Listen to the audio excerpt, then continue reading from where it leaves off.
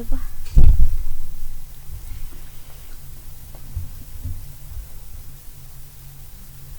Hai Tribuners, selamat sore Medan.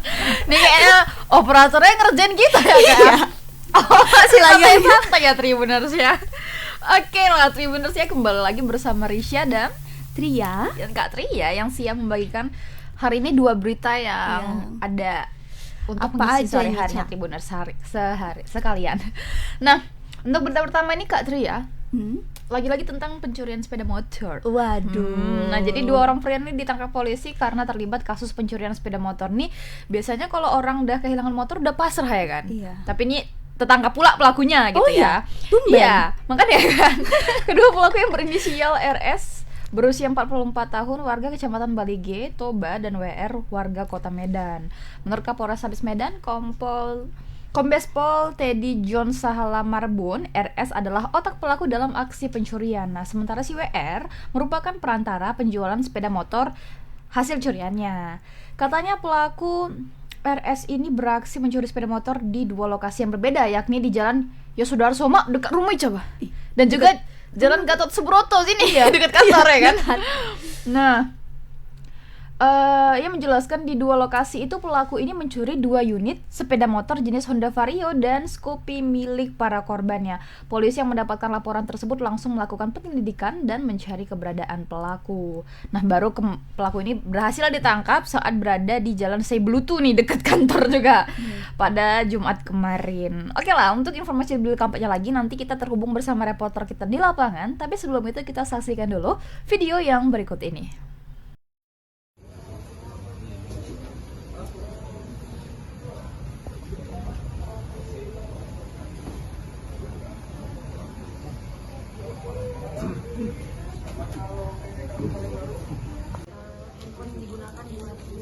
Ya, ini handphone yang digunakan.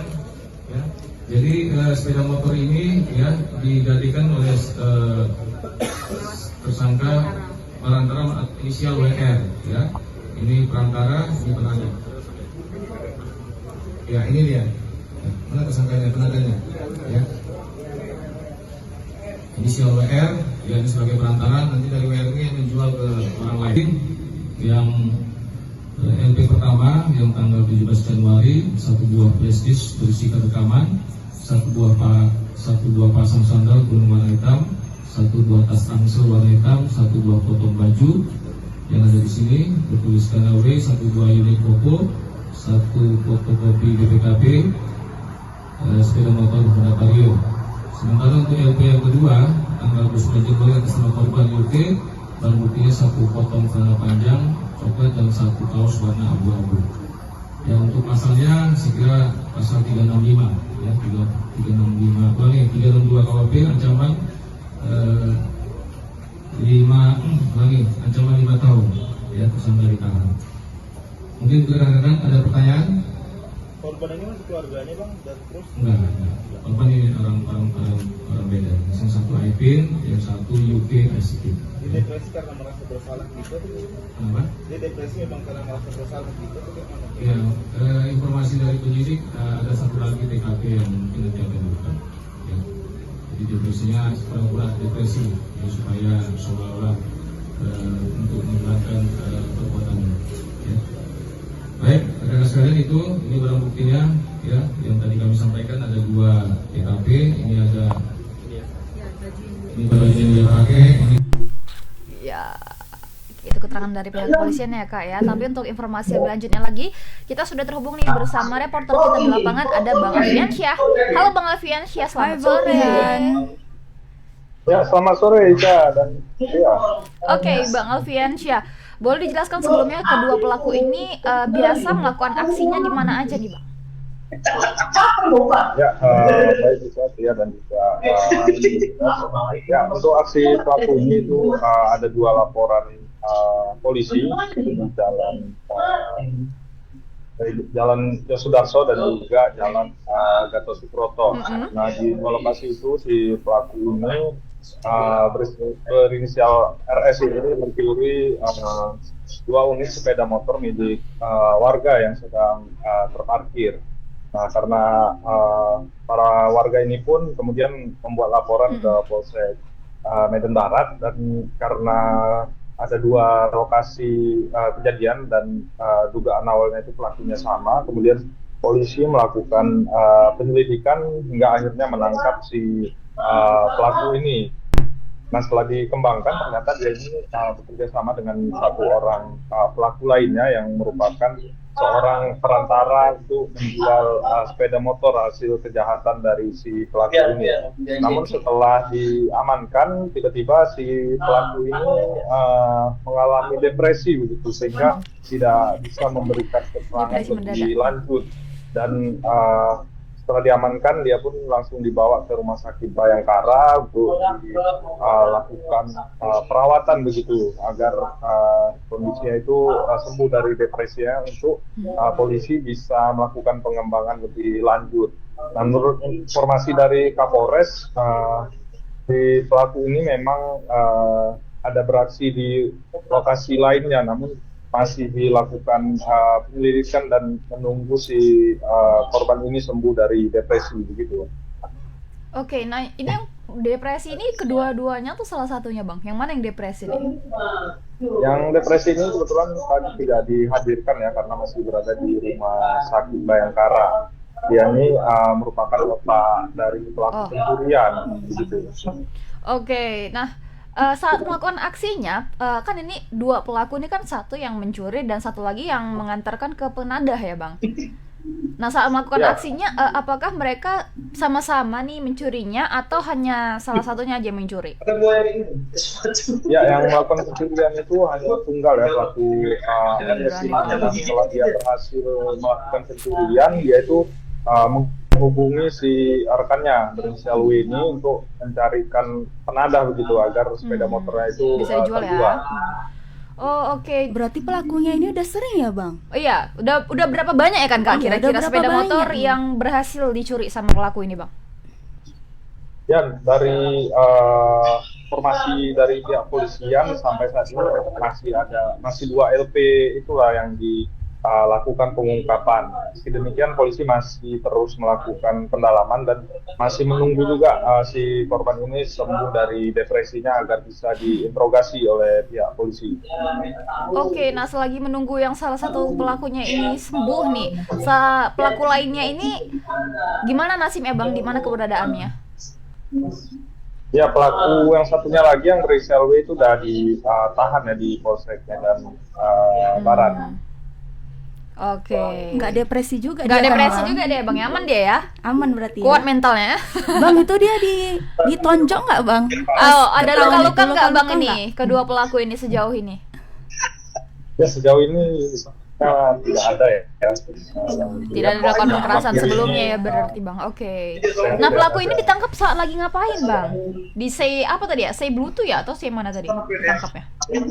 Di kawasan Bluetooth itu dia ditangkap, ada yang sedang berada di sana lah. Tapi kegiatannya kurang tahu juga. Oh, lagi ngapainnya ya? Nah Bang, kira-kira nih dari proses mereka melakukan pencurian sampai mereka ditangkap sama polisi, itu berapa lama range waktunya Bang? Ya, dia ini beraksi terakhir kali di sekitar tanggal 29 Januari dan ditangkap itu sekitar tanggal di awal Februari lah, selang beberapa minggu. Oke, nah ini yang pelaku yang depresi ini sejauh ini masih menunggu hasilnya ya Bang ya? Nggak tahu nih kita pura-pura kah atau memang dia depresi betulan ya? Ya, memang sampai saat ini masih ditunggu. Kapolres juga menduga dianya hanya berpura-pura saja begitu depresi dan masih dalam pendampingan juga di Rumah Sakit Bayangkara. Oke, cukup Kak Tria? Apa aja nih Bang sanksinya? Okay. Ada lagi. Apa aja nih Bang sanksi? Udah ada sanksi yang diberikan enggak Bang? Atau masih penyidikan? Ya, sanksinya yang jelas si pelaku masuk penjara.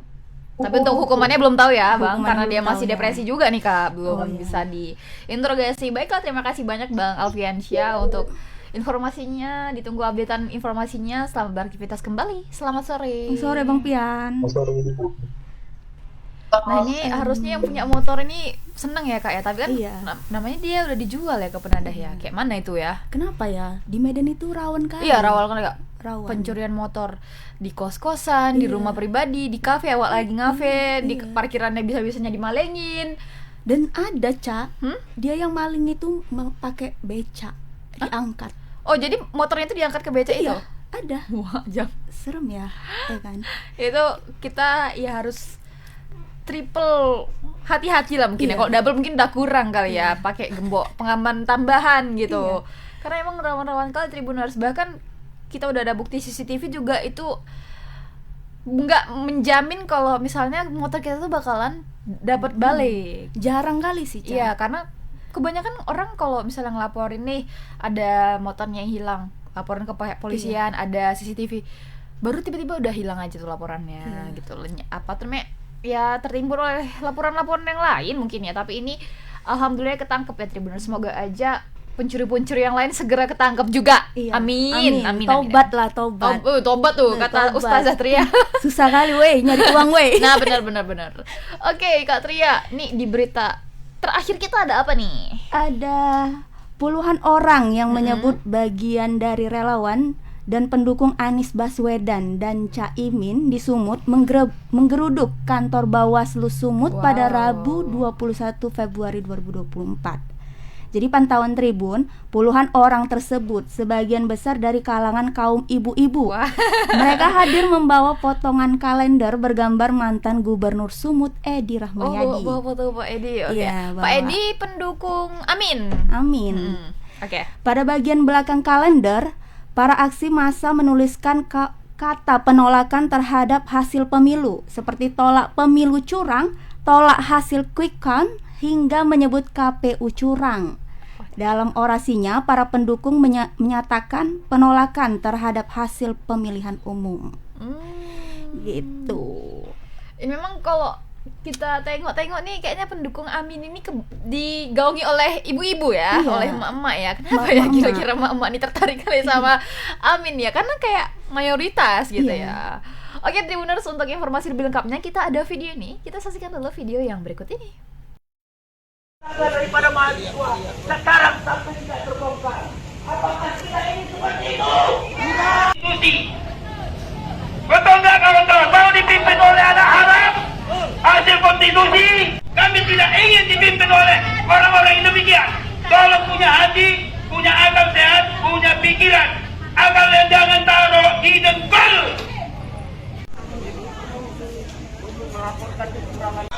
Kekurangan yang nyata. Pemerkosaan politik. Kemana ini? Kemana ini? Tanya pada diri sendiri. Mari berjuang, tegakkan keadilan. Betul. Pemilu bersih tanpa noda. Tak kenal. Kami sekarang bukan untuk dibohongi. Nyawa, darah. Pemilu curang. Penghitungan suara kabupaten kota. Baru nanti bergerak dia setelah selesai di kabupaten kota, baru nanti dilakukan rekapitulasi penghitungan suara. Oke, tadi Ica lewat di Bawaslu siang, belum ada ribut-ribut tuh. Kira-kira jam berapa ya Kak ya? Ya, jam berapa ya? Pagi pas Ributnya mau ini, datang aksinya tuh ini. juga nggak ada. Oh, pagi juga belum ada ya. Belum ada. Untuk menjawab pertanyaan kita tuh kita sudah terhubung bersama reporter kita di lapangan. Ada Bang Anugrah. Iya, Bang Anugrah, Anugrah. why? Halo, selamat sore Bang Anugrah. Halo, Bang. Metal kali ya. Oh, merah ya. Oke, Bang Anugrah. Bang itu aksinya digelarnya pada jam berapa ya, Bang? Oke, tadi aksinya itu digelar sekitar pukul 11 ya. Oh, Sekitar- berarti jam pergi tadi udah selesai. Hari ini kan, Bang? Hari Rabu ini kan? Iya, hari Rabu ini tadi aksinya jadi mereka itu tadi ada aksi sekaligus tadi menyampaikan laporan ya. Jadi ada tim hukum pasangan Anies Baswedan dan Muhaimin Iskandar Sumatera Utara yang melaporkan sejumlah temuan mereka tentang kecurangan pemilu. Oke. Kemudian tadi sebagian orang yang lainnya itu kemudian melakukan aksi ya di depan gerbang kantor Bawaslu Sumut. Jadi setelah kalian mereka memberikan laporan, sebagian masanya itu tadi ada sekitar 30-an ya, yang mayoritas itu emak-emak itu melakukan unjuk rasa di depan gerbang. Gitu. Oke, apa saja nih poin yang disampaikan pada para massa, Bang? Nah, tadi mereka itu datang sekitar pukul 11, kemudian tadi mereka terbagi dalam 2 tim. Yang pertama itu tim yang memberikan laporan ke Bawaslu, kepada Komisioner Bidang Penindakan Bawaslu Sumut, dan sebagian itu mereka menggelar aksi atau menyampaikan orasi di depan gerbang kantor Bawaslu Sumut. Nah, tadi sejumlah masa tadi menyampaikan, yang pertama itu mayoritas mereka menyampaikan temanya itu soal apa ya, dugaan kecurangan pemilihan umum 2024 yang kemarin berlangsung pada 14 Februari. Yang pertama itu mereka meminta agar KPU selaku pelaksana pemilihan ini bersikap adil dan tidak melakukan kecurangan. Kenapa hal itu disampaikan? Karena mereka melihat hasil quick count dari situs Sirekap ya, situs Sirekap KPU yang banyak sekali terjadi kesalahan penginputan data. Dan itu memang banyak ya di media sosial juga bertebaran itu, seperti jumlah dugaan penggelembungan suara yang dilakukan oleh KPU RI melalui aplikasi Sirekap. Dan yang kedua, mereka meminta agar pemilu ini berjalan dengan adil dan tidak dan Bawaslu selaku pengawas pemilu itu melakukan tindakan terhadap dugaan-dugaan kecurangan yang mereka laporkan. Jadi tadi tim hukum Amin Sumut itu menemukan 51 dugaan kecurangan pemilu yang terjadi di Sumatera Utara, dan khususnya di Medan juga ada ya, yang menjadi sorotan. Yang pertama itu adanya dugaan salah satu pejabat di Pemko Medan itu yang melakukan pencoblosan lebih dari sekali. Artinya dia melakukan pencoblosan 2 kali di lokasi yang berbeda. Walaupun tadi tidak dijelaskan secara detail, nanti katanya akan dijelaskan dengan menampakkan atau menyertakan fakta-fakta yang ada. Dan yang kedua itu di Medan juga terkait money politik yang melibatkan unsur pemerintahan ya, seperti Kepling ya. Kepling, kemudian ada juga ASN yang disebut-sebut juga melakukan tindakan serupa, yaitu membagikan sejumlah uang untuk memilih pasangan calon tertentu. Dan yang ketiga tadi tim hukum Amin juga menyampaikan kalau mereka menemukan adanya intimidasi yang dilakukan oleh perangkat pemerintahan. Di sini juga termasuk Kepling, kepala desa, dan yang lain-lain di Sumatera Utara itu melakukan intimidasi terhadap warga agar mereka memilih calon tertentu. Nah, tadi kira-kira itu yang disampaikan poinnya, yang baik yang di dalam melalui tim hukum dan juga ibu-ibu yang ada di luar yang menyampaikan orasi. Begitu, Risa. Oke, nah apakah pas aksi ini dilakukan mereka itu ada membawa data ya, Bang? Data yang menunjukkan apa saja yang mereka tuduhkan, seperti tadi kecurangan di pemilu dan lain sebagainya, untuk di Sumatera Utara khususnya. Nah, sebenarnya mereka tadi menyampaikan data ya. Data itu disampaikan melalui tim bidang hukum Amin Sumut. Namun tadi tim hukumnya tidak menunjukkan secara spesifik data yang mereka punya. Namun mereka menyebut tadi mereka mengantongi sejumlah alat bukti itu berupa chat atau pengakuan dari orang yang mengalami intimidasi begitu. Dan kemudian ada video juga yang menunjukkan adanya pembagian uang. Dan yang ketiga, mereka juga punya dugaan ini berupa foto lampiran daftar pemilih tetap, yang dimana tadi disebut ada pejabat di Medan yang melakukan pencoblosan di 2 lokasi atau melakukan coblosan berulang kali. Namun tadi memang tidak ditunjukkan tidak dibagikan kepada kita. Ini katanya akan dilakukan terpisah untuk disampaikan secara keseluruhan nanti temuan-temuan yang akan yang telah dilaporkan ke Bawaslu. Begitu, Risa. Berapa lama itu, Bang? Aksi tersebut dilakukan? Dari jam 11 sampai jam berapa, Bang? 2 jaman ya. Wah. Sekitar 2 jam tadi, sekitar jam 1 mereka membubarkan diri setelah mereka tadi ditemui oleh Ketua Bawaslu Sumatera Utara, Muhammad Aswin Diapari Lubis, dan setelah mendengarkan setelah disambut ke mereka, kemudian menunggu tim Amin Hukum untuk setelah melamporkan ke Bawaslu terkait 51 temuannya, kemudian mereka tadi kemudian membubarkan diri, begitu.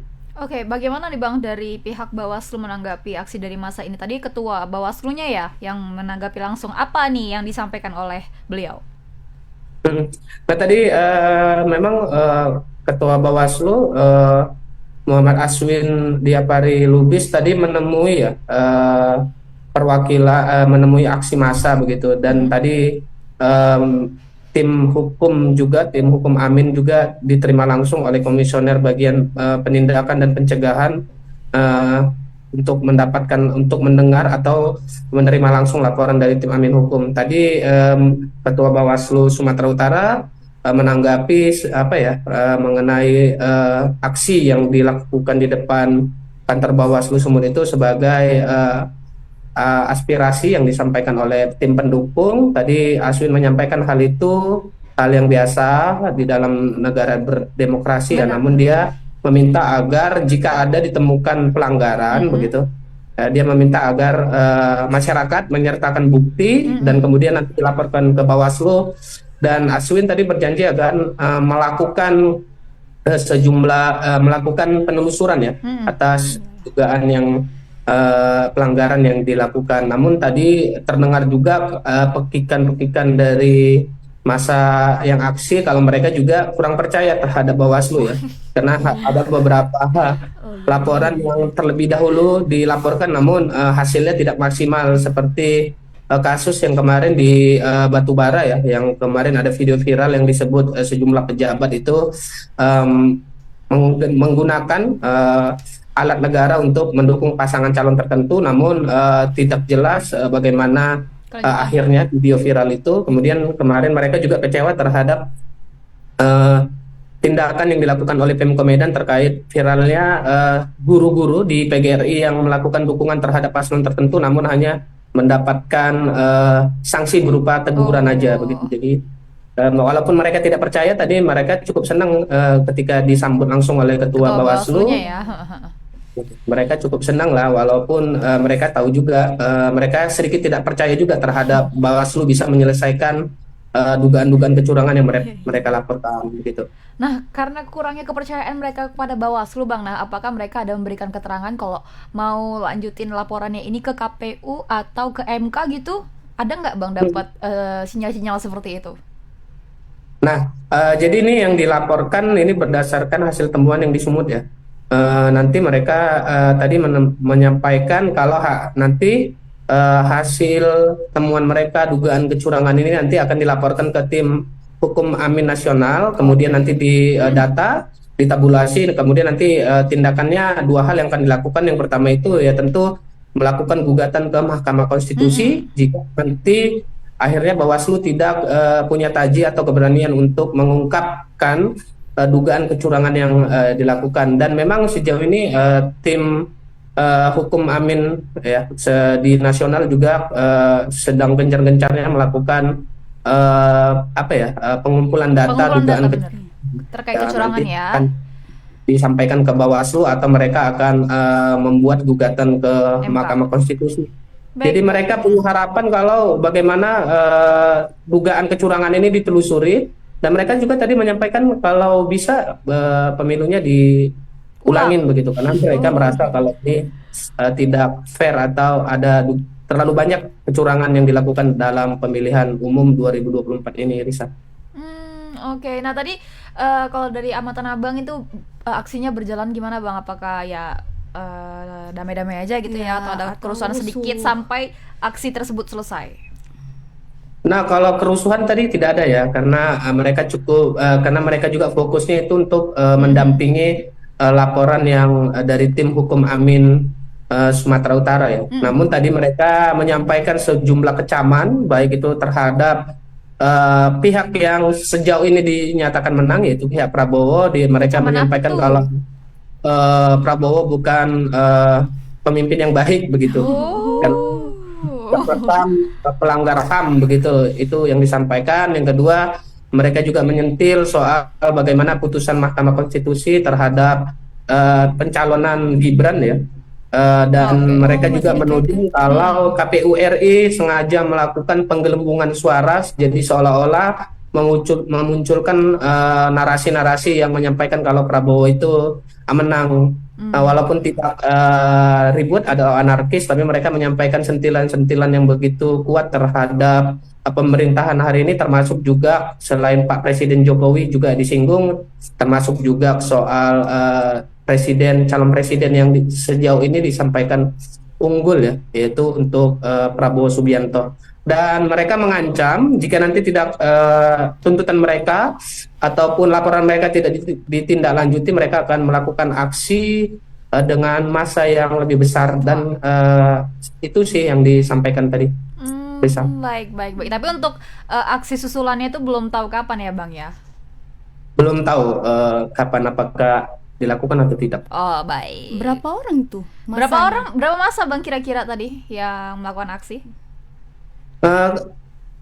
Kemungkinan ada 50 orang ya, yang karena sebagian tadi di luar, mereka yang aksi ada 30 orang lebih gitu, yang di dalam itu ada sekitar 20 orang yang merupakan tim gitu.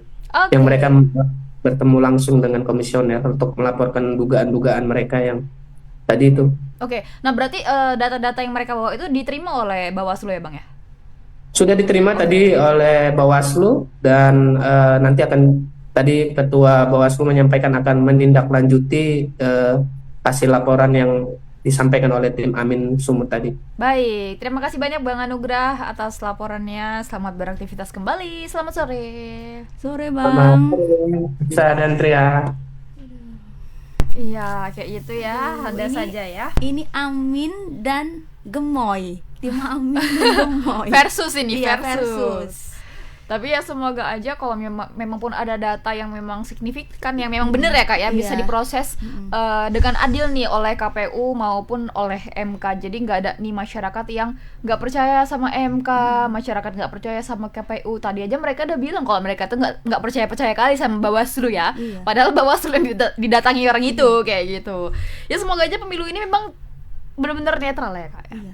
Harapan kita hanya bisa berharap ya, dan kita akan membagikan informasi apapun itu kepada Tribuners sekalian. Jadi kalian langsung boleh ke platform kita di www.medan.tribunnews.com, itu di portal, atau kalau di media sosial kita di bawah ini ya Kak ya. Ini udah lengkap semuanya di bawah ini. Atau kalau misalnya mau lebih dapat lagi notif-notifnya, langsung aja download aplikasi Tribun X.